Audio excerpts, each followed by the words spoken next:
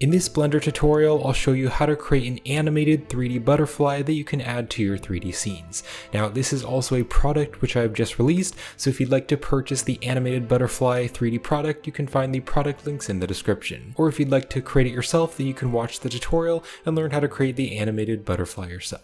Now, this method of animating the butterfly was originally created for my Forest Meadow Blender tutorial series, so if you'd like to check out that tutorial series, it's completely free on my YouTube channel, and I'll have the link to the tutorial playlist in the description. So for everyone who's purchased the product, I'll show you how to use the product now and how to animate the butterflies, but if you'd like to skip this part and just jump straight to the tutorial, then you can use the timestamps in the video description and jump right to the tutorial. So when you purchase the product, you'll get this Blender file here with the butterflies, and you can see that there are 5 different types of butterflies, and all of the butterfly objects have been joined into their own collection. Now, each one of these butterflies has 2 different variations. There are these ones here, and these ones are rigged to the empty objects, so you can animate the empty objects to animate the butterfly. But you can see the butterflies are already animated to randomly move up and down and randomly move their wings around. And then the other variations are these ones here, where the butterflies are animated along a curve. So to animate the butterflies manually without using the curve, you can just select the empty object and you can turn on Blender's auto key feature,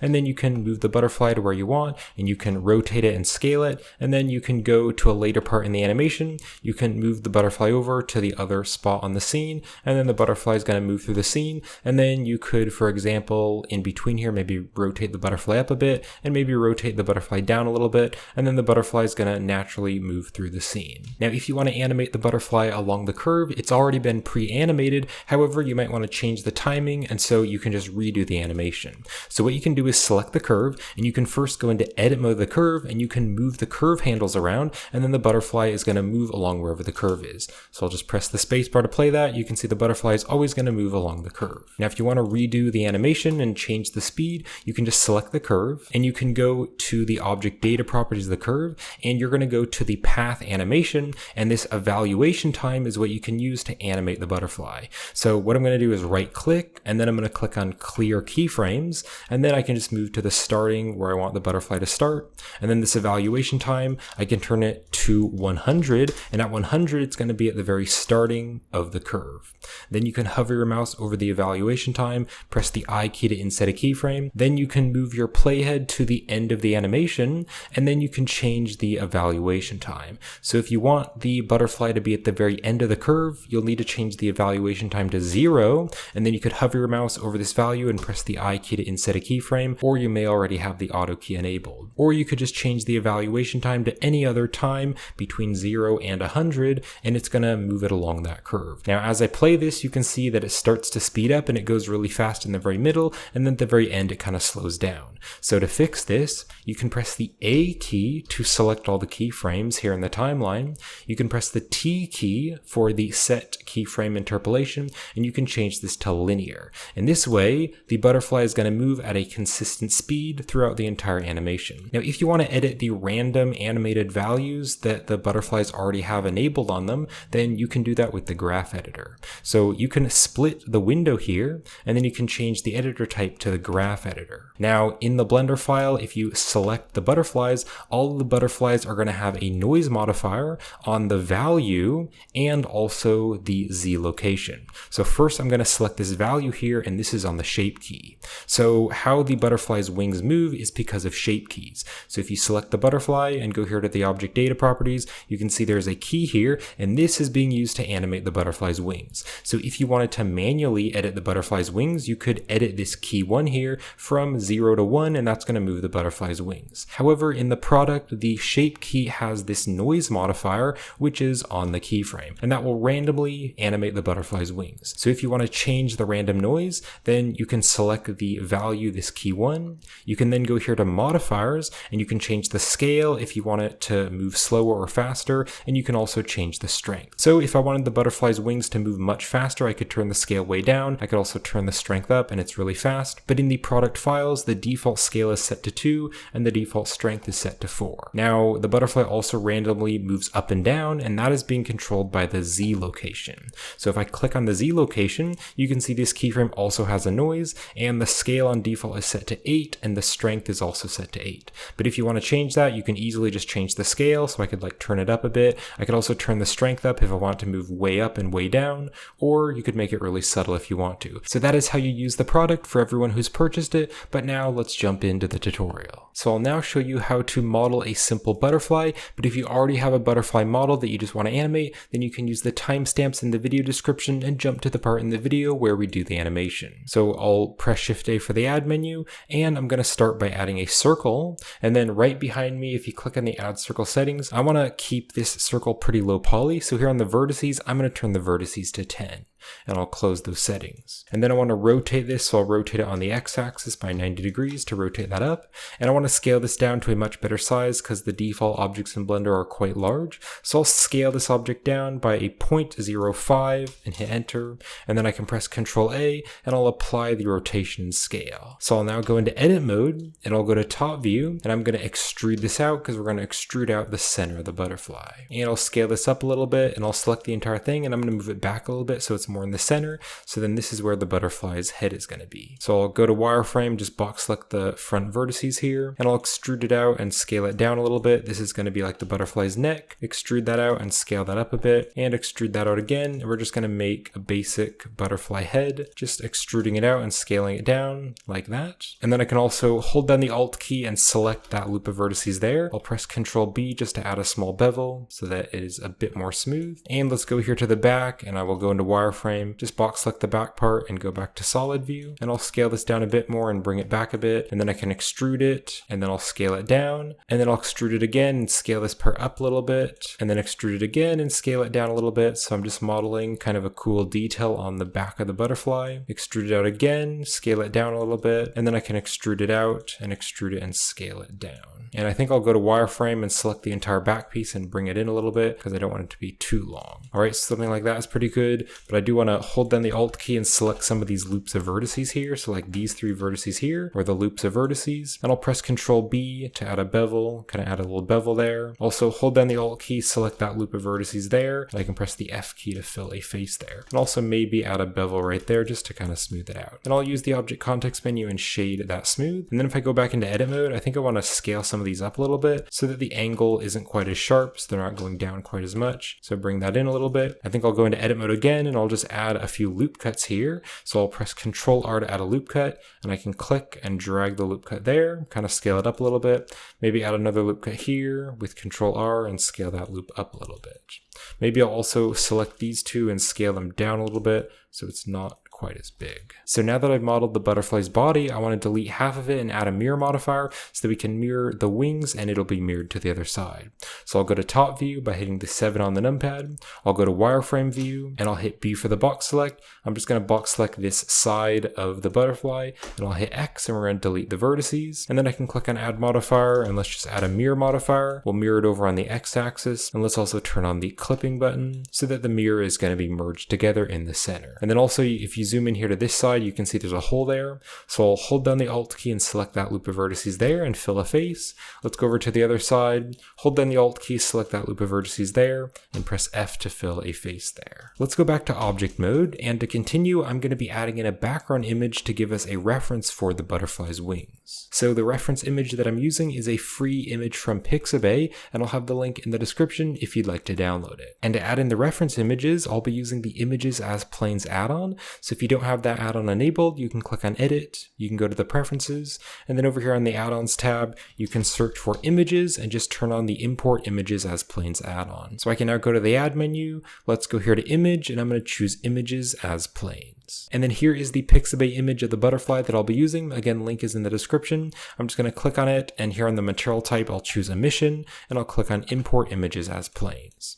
So now if I hold down the Z button and move my mouse up into the rendered view, or actually you can do this in the material preview, we can see the image. So I'm going to scale the butterfly up and kind of stick it right here so it kind of fits the size of the butterfly's body. And then I can just bring it down on the Z axis.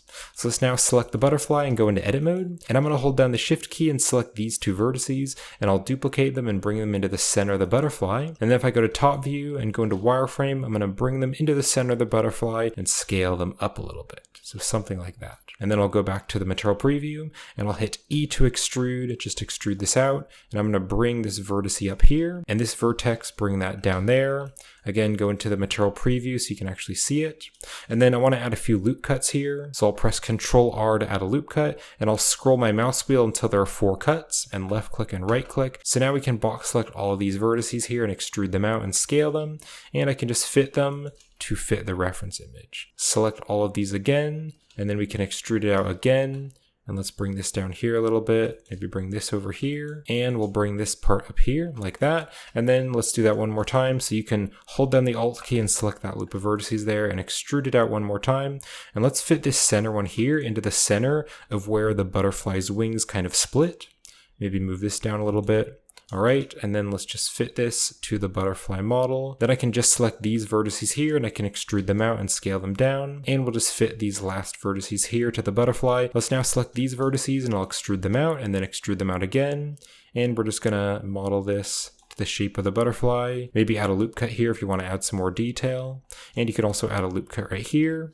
And using the loop cut, you can then kind of shape the butterfly's wings a little bit better. And then we can select these 3 here and extrude them out again. Let's scale them down a little bit. And then select these 2 and extrude them out again, scale them down, and then extrude this out again, and we'll make that even smaller. So I'll now model some more details on the butterfly's head. So I'll go to the add menu, and I'm going to use an icosphere for the eye. So I'll add an icosphere, and then we need to turn off the clipping button so that it doesn't get merged with the center. And let's bring the eye over and we'll scale the eye way down. And now that it's over here, I can turn back on the clipping. So let's now bring the eye up, and we're just going to stick the eyes kind of on the top here. Let's go back to object mode, and using the object context menu, I can shade it smooth. And we'll go back into edit mode, and then I want to model the antenna. So I'll go to the add menu, we'll add a cube. And again, we need to turn off the clipping button. And then I can move the cube out of the center and scale it down, and then I can turn the clipping back on. So I'll scale it way down and scale it up on the Z-axis. Let's make that really small. And also if I select the bottom vertices, I want to make the bottom vertices even thinner so it gets thicker as it goes up. On the very top of the antenna, I want to extrude it down and scale it down. Then we can extrude it up like that, extrude it up again, and then we can extrude it and scale it just to make kind of a round piece on the very top. Maybe even add a small bevel there so that it's a bit more round. And maybe box select the entire thing and make it a little bit smaller. All right, so I'm now going to press the L key with my mouse hovered over the linked vertices there. Let's go to top view, and I'm going to move it over here, move it to the butterfly's head. Let's scale the entire thing down a bit and kind of rotate that over a little bit and just bring it right in there, rotate it back a little bit. And then to give it a bit of rotation, I can press Ctrl R to add a loop cut, and I can scroll my mouse wheel until there are 2 loop cuts, and I can left click and right click so they stay in the center.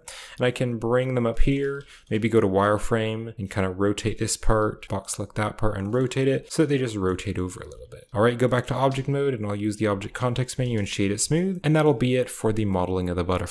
So we can now select the reference image, and I'll hit X and we'll just delete it. We can now add some materials to the butterfly. So I'll select the butterfly. We can go over here to the shading workspace, and I'll click on new to add a new material. So I'm just going to click and drag from my file browser and drop in the butterfly image, and we'll put the color up to the base color. Let's now go to top view with the 7 on the numpad, and I'll go into edit mode, and I'm going to select the entire mesh, and I'll hit the U button, and we're going to do the UV unwrap project from view.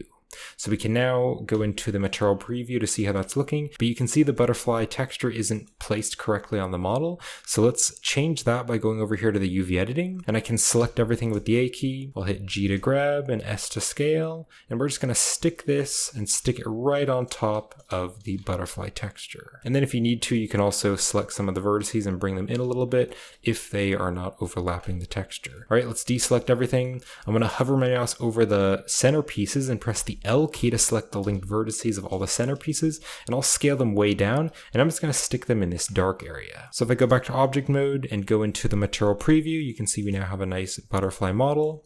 Let's go back here to the shading workspace, and one more thing that I want to do is I just want to add some shiny eyes. So let's go here to the material properties, and I want to add a new material in the material slot, so I'll click on the plus here, I can click on new, and I can just rename this to eyes, and I'll go into edit mode, and I'm going to deselect everything, and I'm just going to hover my mouse over the eyes and press the L key to select the linked vertices. Let's click on assign to assign that material to just the eyes, and then for this material I'm going to make the base color fully black, and I'll turn the roughness way down to like a 0.1. So that's it for the butterfly. Of course you could model a more detailed butterfly if you want to, but really the butterfly is going to be seen pretty far away and it's going to be moving, so it's going to be hard to see all the details, so a low poly butterfly will work just fine. Let's go back over here to the layout. So we can now start to animate the butterfly. So to animate the butterfly's wings, we're going to be using shape keys. So let's select the butterfly model, and we're going to go here to the object data properties, and we're going to open up shape keys. We're now going to click on the plus here to add a new shape key, and this is going to be the basis shape key, so this is the default pose of the object. So I want to change the pose and move the butterfly's wings up. So to move the wings up, I'm going to press Shift C, and Shift C is going to make sure that this 3D cursor is in the center of the 3D scene. And I'll now go into edit mode, and I want to click right here on the transform pivot point, and I'm going to change this to 3D cursor. Then I can deselect everything, press the L key with my mouse hovered over the wing. I'm now going to press 1 on the numpad to go to front view, and I will rotate the wing, and because the transform pivot point has been set to 3D cursor, it's going to rotate from the body. So I'm going to rotate the wing up kind of like that, and that's going to be it for the shape key basis. So then we're going to add another shape key, and we're going to rotate the wing down. So let's go back to object mode, and then we'll click on the plus here to add a new shape key, and this is going to be the one that we're going to animate. So I'll go to front view, and I'll go into edit mode, and I'm going to rotate this way down and make sure that you have the key 1 selected when you do that. So rotate it down, and now if I go back to object mode, you can see it's going to use the basis. But if we click on key 1, now if we go into edit mode, you can see we are basically in edit mode of key 1, and that has the wings rotated down. So back in object mode now, we have this value here, and we can move the value up and down, and that is going to switch between the basis and the key 1. So we're going to add a keyframe to this value, so just hover your mouse over the value and press the I key to inset a keyframe. I'm now going to be opening up the graph editor, so let's hover our mouse over here when the crosshair appears in the corner, and I'll click and drag out to split the window, and then let's go right up here to change the editor type, and I'll change this to the graph editor. So then here on this side panel, if you open up the key, you can click on the value, which is key 1, and this is the keyframe that we added. So I'm going to be adding a modifier to this keyframe to make it quickly and randomly go back and forth. So let's click here on the modifiers on this side panel. We'll click on add modifier, and we're going to add the noise modifier. So it's added noise to this keyframe because this keyframe was selected. So now if I press the space bar to play this, you can see the butterfly's wings are kind of jittering. So I'm going to turn the scale to a value of 2, so it's a bit bigger, and then the strength, I'm going to turn this up to 4. So now it looks like the butterfly's wings are just randomly flapping around. So I now want to move the butterfly up and down and have it randomly moving up and down because it doesn't really stay exactly where it is. The butterfly will move up and down as it's moving forward. So what I'll do is select the butterfly, and I'll press the K key, and that is a new shortcut key in the new Blender version of 4.1. So in older versions of Blender, you press the I key, but in the new Blender version, you press the K key for the insert keyframe menu, and I'm going to insert location. So now you can see here on the object transforms, if you open this up, we have the X, Y, and Z location, and I want to add another noise modifier to the Z location so it randomly moves up and down on the Z axis. So just select the Z location, on the modifiers, click on add modifier, and we can add noise. So now if I press the spacebar to play this, it randomly moves up and down. And on the scale, I found that a value of 8 looks pretty good, and then also for the strength, I find that 8 looks pretty good for the strength. But you can change these depending on how big you want them to be, and it also might depend on the size of the model, so if your model is bigger, you might need to turn the strength up a bit. But now you can see that the butterfly is just kind of flapping in place, but it's randomly moving up and down. So we can now just animate the butterfly moving through the scene. So I'm just going to make the graph editor really small, I'll just minimize it down here. Now we could just animate this butterfly object moving across the scene, but I want to parent it to an empty object. So I'm going to press Shift C to center the 3D cursor, and I'll go to the add menu, and I'm going to go here to empty, and I'm going to choose the sphere empty, and I'll scale the sphere empty up. And I'm just using an empty object because empty objects don't have any visible faces, so they don't actually show up in the render. So I'm now going to select the butterfly, and then I'll Shift select the empty last, and I'll press Control P, and I'll set parent to object keep transform. So this way the butterfly is just moving up and down, but then we can animate this object moving back and forth. And what's great about parenting it to an empty object is that if we animate the butterfly, but then we want to duplicate it and have another butterfly, we can just select both of the objects, we can duplicate them with Shift D, and then we can just rotate this empty around. And let me just change the pivot point here back to the median point. So then we can just rotate this wherever we want, and you can see that we can quickly duplicate the butterflies, and it just makes it really easy to animate the butterflies by parenting them to an empty. So I'm just going to delete these extra objects. So now to animate the empty, I'm going to select the empty, and let's click on this button here, and this is going to turn on the auto key. So whenever we make a transform, it'll automatically add a keyframe. So I can now move the empty back here, and you can see it's added a keyframe at the starting, and then I can move over here to wherever I want, maybe to frame 100, and I can move the empty over, and it adds another keyframe. So now if I just press the spacebar to play this, you can see it's moving along the scene.